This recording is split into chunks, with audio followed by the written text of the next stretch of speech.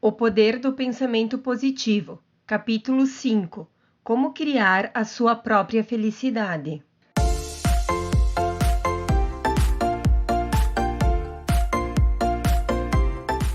Seja bem-vindo ao canal A Mente Cria a Sua Vida. Se este vídeo chegou até você foi por alguma razão, então se você gostar dele, se inscreve no canal e ativa o sininho, assim você será avisado quando postarmos conteúdos novos. Curta, comente e compartilhe o vídeo, pois assim o YouTube entende que é um conteúdo bom e o leva para mais pessoas. Os livros aqui transformados em audiolivro são livros que com certeza farão diferença em sua vida. Fique agora com o audiolivro e até o próximo vídeo. Como criar a sua própria felicidade? Quem resolve que você seja feliz ou infeliz? Eis a resposta, é você mesmo. Um astro de televisão teve como convidado em seu programa um homem já de idade. Era de fato um velho interessantíssimo. Suas observações eram inteiramente espontâneas. Via-se claramente que não tinham sido ensaiadas. Surgiu muito simplesmente de uma personalidade radiante e feliz. E toda vez que dizia alguma coisa, fazia-o de maneira tão simples e tão a propósito que a assistência rompia em gargalhadas. Foi apreciado por todos. O astro da televisão ficou também impressionado e, como todos os demais, divertiu-se também com as suas respostas. Finalmente perguntou ao velho por que se sentia tão feliz. O senhor deve naturalmente ter um segredo maravilhoso para ser feliz assim, sugeriu. Não tenho segredo algum, respondeu o velho. É a coisa mais simples deste mundo. Quando me levanto de manhã, tenho que optar entre duas coisas, ou ser feliz ou então ser infeliz. E o que o senhor pensa que eu escolho? Ser feliz, só isso. Isso poderá parecer exagero. Poderia também parecer que o velho fosse superficial, mas lembro-me de Abraham Lincoln, a quem não poderia se acusar de superficial. Dizia que as pessoas poderiam ser felizes se estivessem resolvidas a sê-lo. Você será infeliz se quiser. É a maneira mais fácil deste mundo. Basta optar pela infelicidade. Comece por dizer a si mesmo que as coisas não vão bem, que nada é satisfatório e pode estar certo de que será infeliz. Mas se disser a si mesmo que tudo vai correndo bem, que a vida é boa e que você escolheu o caminho da felicidade, verá que realmente a felicidade pairará sobre você. As crianças nesse ponto são mais hábeis do que os adultos. Os adultos que puderem manter até meia idade ou até a idade mais avançada esse espírito da criança é um gênio, pois preservará o verdadeiro espírito feliz com que Deus dotou os jovens seres. A sutileza de Jesus é notável, pois ele diz-nos que uma maneira para viver nesse mundo é ter o coração e o espírito iguais ao de uma criança. Em outras palavras, não deixe envelhecer o espírito, não o deixe fatigar-se, não se torne super sofisticado. Minha filhinha Elizabeth, com a idade de 9 anos, tem uma resposta para a felicidade. Perguntei-lhe um dia se era feliz. É claro que sou, respondeu. E é sempre feliz? Certamente, sou sempre feliz. E o que a faz feliz? Insisti. Ora, não sei, sinto-me feliz, mas deve haver alguma coisa que faça com que você seja feliz. O que é? Bem, vou dizer o que é. Minhas companheirinhas de brinquedo, elas me fazem feliz. Gosto delas. Minha escola me faz feliz. Gosto de ir às aulas. Eu não comentei sobre isso. Também ela não chegou a ouvir qualquer comentário meu a respeito. Gosto das minhas professoras, gosto de ir à igreja, gosto da escola dominical e do professor. Amo minha irmã Margarete e meu irmão John. Amo mamãe e papai, eles são muito bons para mim. Essa é a fórmula de Elizabeth para a felicidade. Parece que está tudo ali. As companheiras de brinquedo, suas coleguinhas, a escola, lugar onde estuda, a igreja e a escola dominical, onde ela faz o culto, a irmã, o irmão e os pais, isto é, o círculo do lar onde se encontra o amor. Eis aí a felicidade numa casca de nós, e o tempo mais feliz da vida está ligado a esses fatores. Pediu-se a um grupo de meninos e meninas que fizessem uma lista das coisas que os faziam mais felizes. Suas respostas não deixaram de ser tocantes. Eis o que constava na lista dos meninos: uma andorinha voando, contemplar águas profundas e límpidas, ver a água no momento em que é cortada pela proa do navio, um trem correndo velozmente, o guindaste de um construtor erguendo alguma coisa pesada, os olhos do meu cão. Eis o que as meninas disseram que as faziam felizes: as lâmpadas da rua refletindo-se nas águas de um rio, os telhados vermelhos aparecendo sobre as ramagens das árvores, a fumaça saindo de uma chaminé, veludo vermelho, a lua nas nuvens. Há algo nessa essência bela desse universo que se encontra expresso nessas coisas, embora articuladas de maneira incompleta. Para se tornar feliz é preciso ter uma alma limpa, olhos que vejam romance numa coisa simples, um coração de criança e candura. Não são poucos os que constroem a sua própria infelicidade. É claro que nem toda a infelicidade surge por si, pois as condições sociais são responsáveis por alguns dos nossos males. Contudo, é um fato que, em grande parte, os nossos pensamentos e atitudes é que destilam os integrantes da vida para nós mesmos. São eles que nos trazem a felicidade ou infelicidade. Em cada 5 pessoas, 4 não são tão felizes quanto poderiam ser, declarou um eminente professor, o qual acrescentou: a infelicidade é o estado mais comum do espírito. Eu hesitaria em dizer que a felicidade humana esteja num nível assim tão baixo, mas a verdade é que tenho encontrado considerável número de pessoas vivendo uma vida infeliz. Prefiro não fazer uma estimativa neste ponto, porém. Uma vez que o desejo fundamental de toda criatura humana é viver feliz, cumpre fazer-se alguma coisa a respeito. Pode atingir-se a felicidade, não é complicado o processo para se conseguir esse objetivo. Todo aquele que realmente deseja consegui-lo, se aprender a aplicar a fórmula exata, poderá tornar-se uma pessoa feliz. Certa vez, numa viagem por estrada de ferro, eu estava no carro-restaurante sentado de frente a um casal que me era completamente estranho, marido e mulher. Esta trajava um vestido caríssimo, a par de um casaco de pele muito fino e ostentava muitas joias. Contudo, criava para si uma atmosfera sobremodo desagradável. Queixava-se de tudo e em voz alta.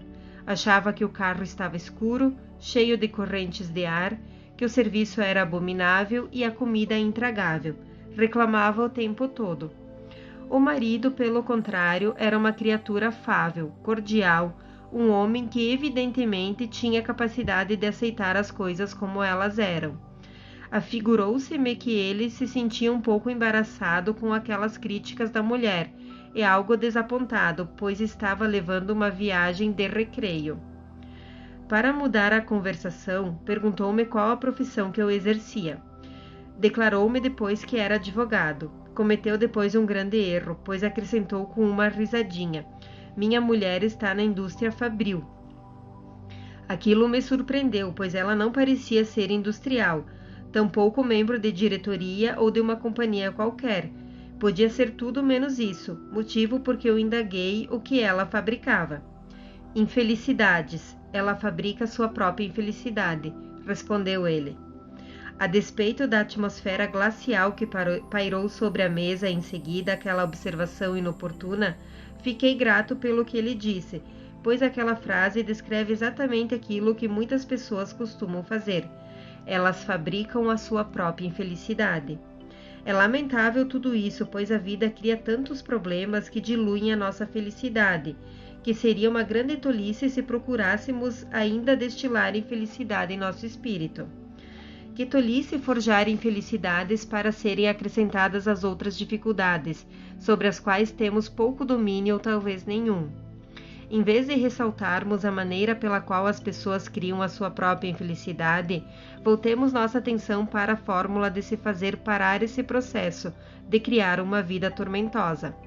Basta dizer que elaboramos a nossa infelicidade pelos pensamentos desagradáveis que cultivamos, pelas atitudes que geralmente tomamos, como, por exemplo, a de agasalharmos essa sensação negativa de que tudo vai dar um mau resultado, ou que as outras pessoas vão conseguir coisas que não merecem e que nós não atingiremos nossos objetivos, embora os mereçamos. Destilaremos ainda a nossa infelicidade se saturarmos o nosso espírito de ressentimentos, má vontade e ódio. Os temores e os aborrecimentos constituem os ingredientes de que se serve esse processo criador de infelicidade. Dissertaremos sobre eles algures neste livro.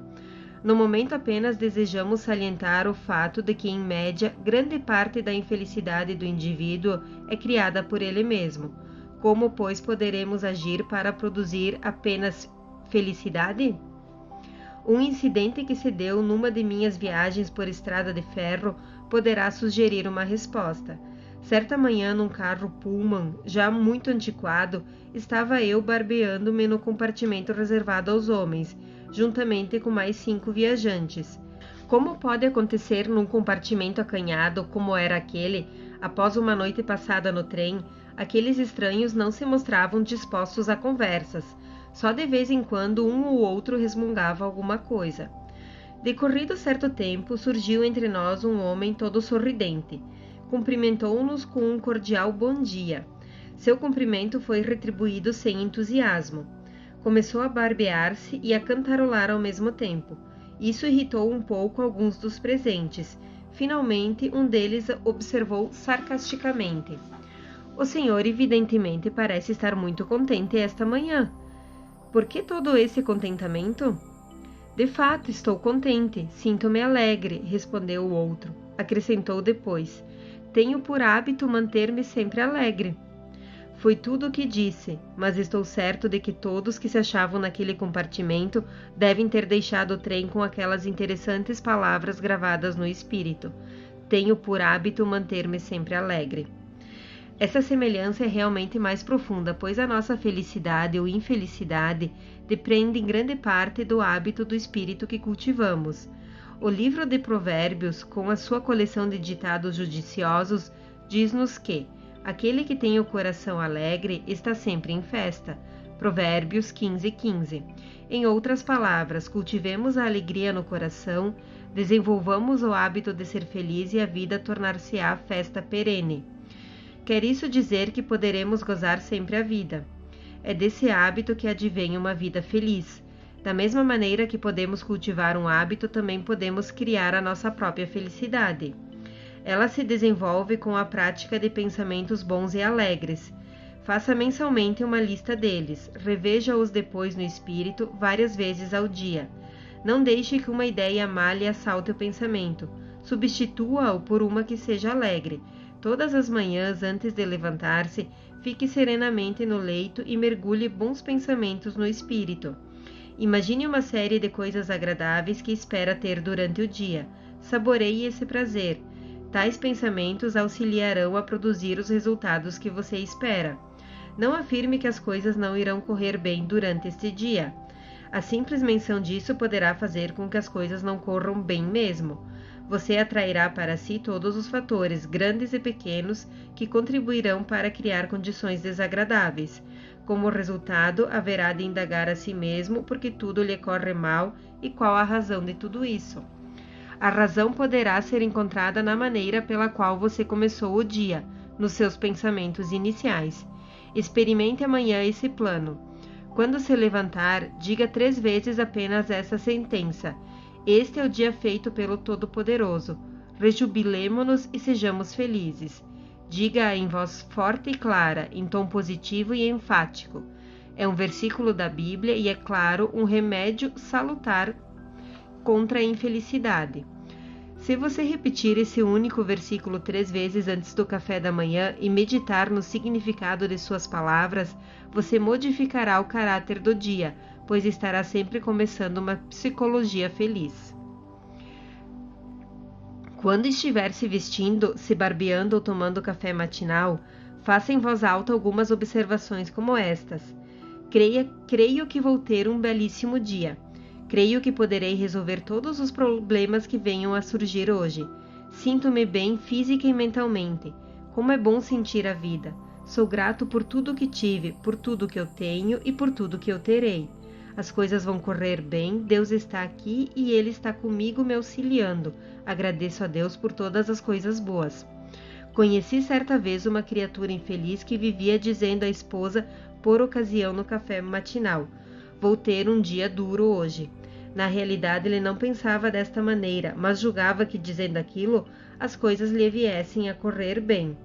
Mas o fato é que elas lhe corriam mal, o que não era de se surpreender, pois quando se imagina e afirma como um resultado desagradável, acaba se criando justamente essa espécie de condições. Por conseguinte, afirme sempre o advento de coisas felizes logo no começo do dia. Você ficará surpreendido de ver o quão frequentemente tal afirmativa acaba se materializando. Mas não basta aplicar no espírito essa afirmativa importante que acabo de sugerir. É preciso também que você baseie suas ações e atitudes nos princípios fundamentais de uma vida feliz. Um dos mais simples desses princípios básicos é o do amor humano e da boa vontade. É extraordinário como uma sincera expressão de ternura e compaixão nos conduz à felicidade. Meu amigo Dr. Samuel Schumacher escreveu em certa ocasião uma tocante história acerca de um amigo mútuo, Halston Jung, o célebre carregador número 42, na grande estação central de Nova York. Ele ganha vida carregando malas, mas o seu verdadeiro trabalho é manter o espírito cristão, mesmo como carregador numa das maiores estações ferroviárias do mundo. Quando carrega a mala de alguém, sempre procura derramar nesse alguém um pouco da sua fé cristã. Observa atentamente o cliente para ver se há alguma possibilidade qualquer de lhe dar mais coragem e esperança. É muito hábil no processo de que lança a mão. Eis um exemplo. Pediram-lhe um dia que levasse uma senhora idosa ao trem que ela devia tomar. Ela estava sentada numa cadeira de rodas. Levou-a para o elevador. Na ocasião em que empurrava a cadeira para o elevador, notou que os olhos da mulher estavam marejados de lágrimas. Halston Jung quedou-se ao seu lado durante todo o tempo que descia para a plataforma. Cerrou os olhos e pediu a Deus que lhe desse uma ideia. Ao empurrar a cadeira para fora, disse com um sorriso: Madame, permita-me que lhe diga uma coisa. É muito bonito esse chapéu que a senhora tem. Ela o fitou por um momento e agradeceu. Poderia acrescentar que o vestido também é muito bonito, dá gosto vê-lo, observou ele. Como mulher, aquilo lhe agradou. A despeito do fato de não se sentir bem, ela se animou com aquelas palavras e perguntou-lhe depois: Por que o senhor me diz palavras assim tão amáveis? É realmente muito gentil de sua parte. Bem, vi o quanto a senhora estava triste, vi-a chorar e perguntei a Deus como poderia auxiliá-la, e Deus respondeu dizendo que lhe falasse sobre o chapéu. A menção que fiz do vestido foi ideia minha. Halston Jung e Deus juntos sabiam como distrair o espírito de uma mulher. Não está se sentindo bem? Perguntou ele depois. Não, respondeu ela. Tenho sempre umas dores, não há meio de me livrar delas. Há momentos em que penso não poder mais suportá-las. O senhor, por acaso, sabe o que significa passar assim o tempo todo sofrendo? Halston teve uma resposta para essa pergunta. Sei, sim, senhora. Perdi um olho e doeu-me dia e noite. Era como se me cutucassem com um ferro em brasa, declarou. E parece que o senhor agora vive feliz. Como é que consegue isso? Nessa ocasião, ele já tinha acomodado a senhora em seu lugar no trem. Explicou-lhe o segredo. Apenas orando, minha senhora, apenas orando. A oração apenas? A oração fará com que meus sofrimentos sejam eliminados? Indagou ela docemente. Bem, talvez não os elimine sempre, respondeu Halston. Não direi que os elimine, mas o fato é que sempre ajuda a gente a dominá-los, de modo que se tem sempre a impressão de que não os magoam muito. Faça suas orações, minha senhora. Eu também orarei pela senhora. Os olhos da mulher agora estavam enxutos.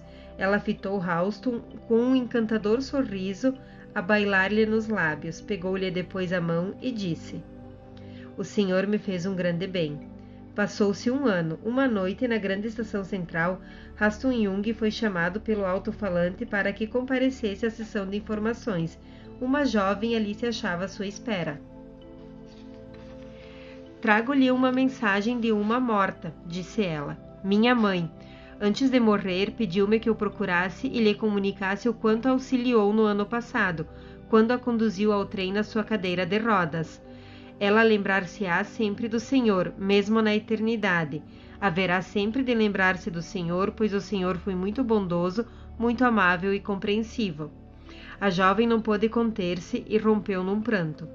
Ralston observou durante algum tempo, em silêncio, e falou-lhe depois. Não chore, senhorita, não deve chorar. Faça uma oração de agradecimento.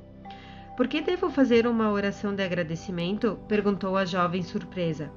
Porque muitas pessoas ficaram órfãs mais moças que a senhora, explicou ele. Acrescentou depois.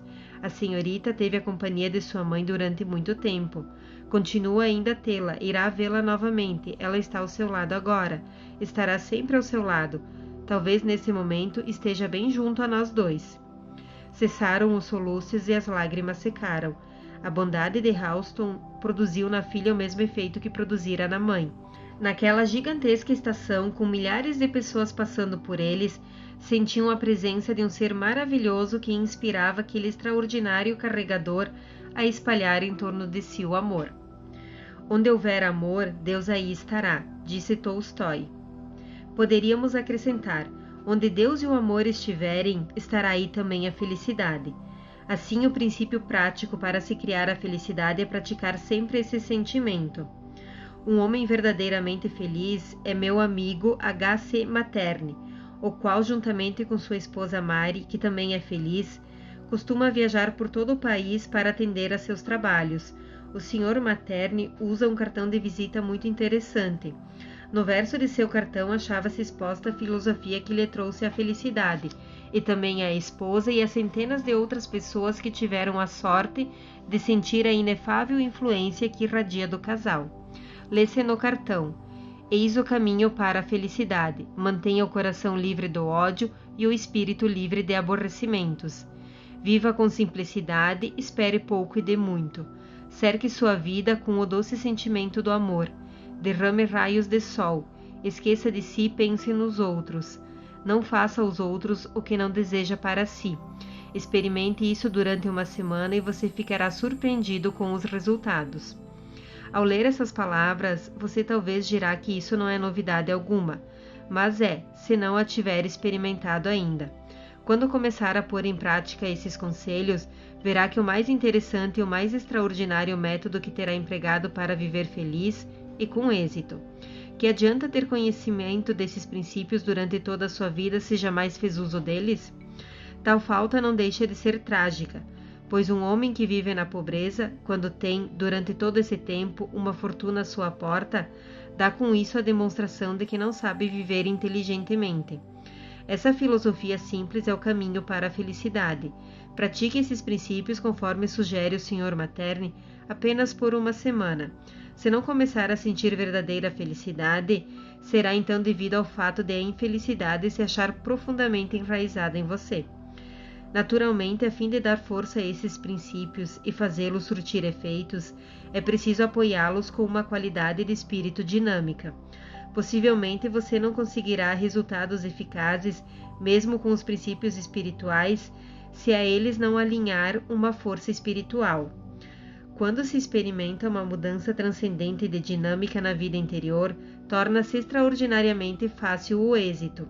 Se você começar a usar princípios espirituais, ainda que com dificuldade, gradualmente irá adquirindo uma fonte transcendente.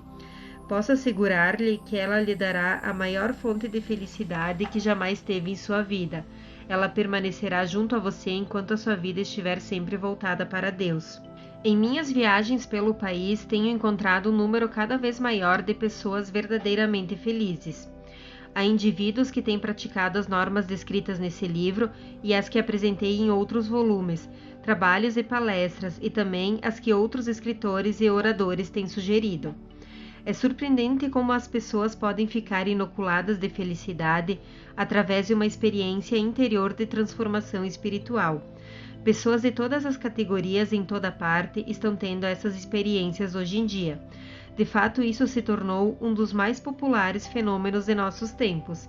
Se continuar a desenvolver-se e a expandir-se, a pessoa que não tiver tido uma experiência espiritual será logo considerada antiquada. Não estará acompanhando a evolução do tempo. Hoje em dia é elegante ser espiritualmente ativo. Já não se pode mais ignorar essa transformação geradora de felicidades, que incalculável número de pessoas está usufruindo presentemente. Recentemente, após terminar uma conferência em certa cidade, um senhor alto, espadaúdo e simpático acercou-se de mim. Bateu-me no ombro com tal força que quase caí. Doutor, que tal se saísse com o nosso grupo? Convidou-me com voz trojante. Vamos ter uma reunião formidável em casa dos Smith. Gostaria que o senhor fosse lá também. Vai ser uma festa e tanto, deve ir. Bem, evidentemente a reunião não parecia muito apropriada para um pastor. Hesitava em aceitar o convite, receava que a minha presença fosse criar embaraços. Comecei a apresentar umas desculpas. Oh, nem pense nisso, retrucou o amigo. Não tenha cuidados. A reunião é daquelas que o senhor gosta. Ficará surpreso. Vamos, vai ter um dos maiores prazeres de sua vida. Acabei cedendo, acompanhei o meu alegre e interessante amigo. A sua disposição de espírito não deixava de ser contaminadora. Do ruído que vinha das janelas abertas, não era de se duvidar que estava havendo ali uma festa e tanto, e perguntei a mim mesmo o que estaria me sendo reservado. Meu anfitrião, com um brado, arrastou-me para a sala, onde me apresentou para um grande grupo de pessoas alegres e exuberantes. Os cumprimentos pareciam não ter fim, o ambiente estava realmente alegre. Olhei em volta para ver se havia algum bar. Não havia. Estavam servindo apenas café, sucos de fruta, ginger, sanduíches e sorvetes, e tudo em abundância. Essas pessoas naturalmente estiveram em algum outro lugar antes de terem vindo para cá. Observei ao meu amigo. Em algum outro lugar? Repetiu ele chocado. Pelo que vejo, o senhor não compreende. Essas pessoas estão de fato alegres, mas não é por uma espécie de alegria que o senhor está pensando. Estou surpreendido com o senhor. Não percebe por que se mostram assim tão alegres? É por terem transformado seu espírito. Conseguiram realizar uma grande coisa. Libertaram-se de si mesmos, encontraram Deus como a realidade viva, vital e misericordiosa. Assim continuou meu anfitrião. Estão de fato alegres, mas não é dessa alegria provocada pela bebida. Ela vem do fundo de seus corações. Foi então que percebi o que ele quis dizer. Não era uma reunião de pessoas macambúzias e broncas. Eram as principais figuras daquela cidade, negociantes, advogados, médicos, professores, pessoas da sociedade e uma porção de pessoas mais simples, e falavam em Deus fazendo-a de maneira mais natural desse mundo. Contavam uns aos outros a mudança que se havia operado em suas vidas, graças à aquisição de uma grande força espiritual. Aqueles que têm a ideia simplória de que não se pode rir e divertir-se quando se é religioso, deviam ter estado numa reunião como essa que presenciei. Deixei-a com um versículo da Bíblia a pairar no meu espírito. Nele estava a vida, e a vida era a luz que iluminava os homens. João 1:4. Foi essa luz que vi brilhar no rosto daquelas criaturas felizes. Uma luz interior transparecia em seus semblantes e provinha de algo espiritual e efervescente que tinham absorvido em si mesmas. A vida significa vitalidade e todas aquelas pessoas evidentemente estavam recebendo sua vitalidade de Deus. Tinham encontrado a força que cria a felicidade. Esse não é um incidente isolado. Ouso asseverar que, em sua própria comunidade, se você olhar em torno de si, encontrará muitas pessoas semelhantes às que descrevi acima. Se não as encontrar em sua própria cidade, procure então adquirir esse mesmo espírito, o que poderá fazer lendo esse livro e adestrando-se nos simples princípios nele expostos. Ao lê-lo, acredite no que ele diz porque é verdade. Comece depois a pôr em prática suas sugestões. Você também haverá de ter uma experiência espiritual que produza essa qualidade de felicidade. Sei que isso se dará porque muitas pessoas a quem me referi e a quem ainda me referirei em capítulos posteriores adquiriram sua nova vitalidade dessa mesma maneira. Transformando-se assim no seu íntimo, começará a criar em si mesmo não a infelicidade, porém uma felicidade de tal qualidade e caráter que você se sentirá maravilhado se estiver vivendo nesse mesmo mundo. De fato, não será o mesmo mundo porque você não será o mesmo, e o que você for é o que determinará o mundo em que viverá. Assim como a sua transformação, o mundo também se transformará. Se são os nossos pensamentos que determinam a felicidade, torna-se então necessário evitar os pensamentos que ocasionam depressão e desânimo. Pode fazer-se isso, primeiro, por simples determinação da vontade. Segundo, utilizando-se de normas fáceis que sugeriam um homem de negócios. Encontrei-o num almoço. Nunca vi uma criatura mais depressiva. Sua conversa ter-me-ia causado também depressão e pessimismo. Ouvindo-o falar, tinha-se a impressão de que o mundo ia acabar. Evidentemente, o homem estava cansado. O acúmulo de problemas tinha-lhe dominado o espírito e ele procurava libertar-se de um mundo que era demasiado pesado para si. Seu principal tormento originava-se de seus pensamentos depressivos. Precisava de uma infusão de luz e fé. Foi então que ousei fazer-lhe uma recomendação, dizendo-lhe: se quiser sentir-se bem e deixar de ser detessoso, poderei dar-lhe algo que lhe dará uma vida nova. Que poderá o senhor fazer? Escarneceu ele. Por acaso o senhor é um fazedor de milagres? Não, não sou um fazedor de milagres, mas poderei pô-lo em contato com alguém que pode fazer milagres e que arrancará de si a infelicidade, dando-lhe a nova feição à vida. Estou falando sério, concluí ao separar-nos. Ao que parece, aquilo lhe despertou a curiosidade, pois me procurou uns dias depois. Dei-lhe um pequeno livro meu. Contém 40 pensamentos para a conquista da saúde e da felicidade. Como se pode carregá-lo no bolso, sugeri àquele senhor que tivesse sempre consigo para consulta, durante 40 dias. Decorasse um pensamento por dia, de modo a tê-lo todos os dias no subconsciente. Recomendei-lhe que considerasse aqueles pensamentos sadios como portadores de uma serena e salutar influência para o seu espírito. Assegurei-lhe que, se seguisse à risca esse plano, os pensamentos ali contidos eliminariam todas aquelas ideias doentias que estavam minando a sua alegria, energia e capacidade criadora. A princípio, ele achou a ideia um pouco estranha. Teve suas dúvidas, mas acabou seguindo as instruções. Cerca de 3 semanas depois, chamou-me pelo telefone e, cheio de entusiasmo, declarou que o meu plano tinha surtido efeito. Achava-o maravilhoso, tinha se libertado de seu estado depressivo, o que lhe parecia inacreditável. Realmente, libertou-se de seu estado depressivo e é agora um homem verdadeiramente feliz. Essa condição agradável resultou do fato dele ter se tornado hábil em criar a sua própria felicidade. Tempos depois, comentou que a primeira barreira que teve que enfrentar foi causada pelo seu espírito depressivo e as mortificações que impunha a si mesmo. Sabia que a causa de seu mal jazia nos pensamentos doentios que alimentava, e mesmo assim não se esforçava para desejar uma mudança em seu temperamento. Mas quando começou a absorver os pensamentos sadios em seu espírito, conforme recomendei, passou a desejar uma nova vida. Percebeu depois que esse fato extraordinário. Ele poderia ter uma vida nova, e foi o que aconteceu. E foi mais extraordinário ainda, estava conseguindo realizar o seu objetivo. O resultado foi que, passado 3 semanas, me procurou com o seu estado de alma melhor e sugeri-lhe a felicidade que surgiu-lhe. Em toda parte nesse país vamos encontrar grupos de pessoas que encontraram o caminho de felicidade. Se pudermos ter um grupo, que seja apenas um, em cada cidade, vila e aldeia, poderemos transformar a vida deste país dentro de pouco tempo. E a que espécie de grupo nos referimos? Vamos explicar. Eu estava fazendo uma palestra numa cidade do oeste. Quando voltei para o hotel já era tarde. Precisava dormir um pouco, pois tinha que me levantar às 5:30 da manhã do dia seguinte para tomar um avião. Preparava-me para deitar quando tocou o telefone. Era a voz de uma senhora. Somos 50 pessoas aqui em casa. Estamos esperando pelo senhor. Expliquei que não podia ir devido a ter que partir cedo no dia seguinte. E dizer que 2 amigos já saíram para ir buscá-lo, mas o fato é que se estivermos orando pelo Senhor e desejávamos que viesse e orasse conosco antes de deixar a cidade. Tive prazer nisso, embora tivesse dormido pouco naquela noite.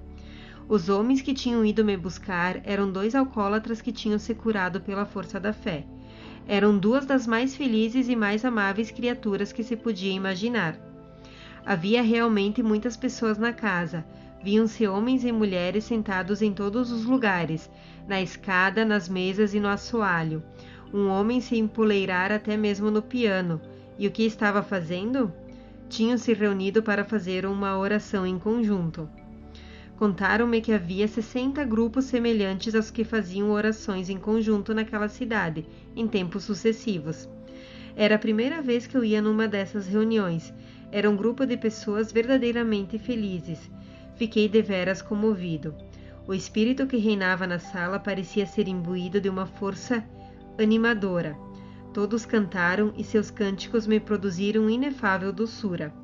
E riu-se também, e eram risos sadios, risos de quem se sentia alegre, satisfeito e feliz. A horas tantas, uma mulher levantou-se. Vi que ela trazia um aparelho em ambas as pernas. Disseram-me que eu nunca iria poder andar novamente. Disse: "Quer ver-me andar?" E ela pôs-se de pé e andou de um lado para o outro da sala. "Quem a fez andar?" indaguei. "Jesus", respondeu ela com simplicidade. Outra jovem disse depois: "Viu alguma vez uma vítima de narcóticos? Eu tinha esse vício e fiquei curada." Ela estava sentada e era uma encantadora moça, modesta e bem interessante.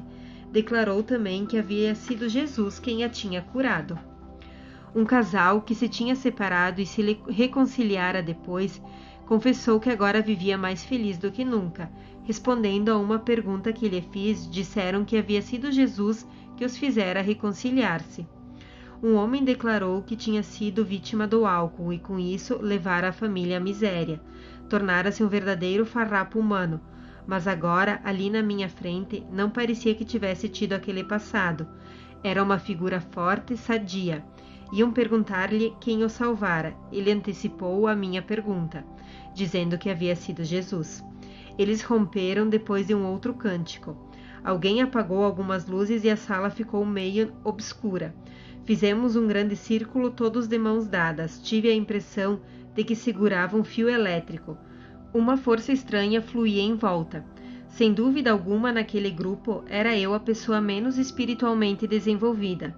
Sabia que naquele momento Jesus se achava presente naquela casa e que toda aquela gente o tinha encontrado. Haviam sido tocados pela sua força. Ele lhes tinha dado vida nova e a vida lhe saía estuante, irreprimível. É esse o segredo, tudo mais é secundário. Adquira essa experiência e terá conquistado uma verdadeira felicidade, uma felicidade pura, a melhor que o mundo oferece. Não deixe de adquiri-la, seja qual for a sua atividade na vida.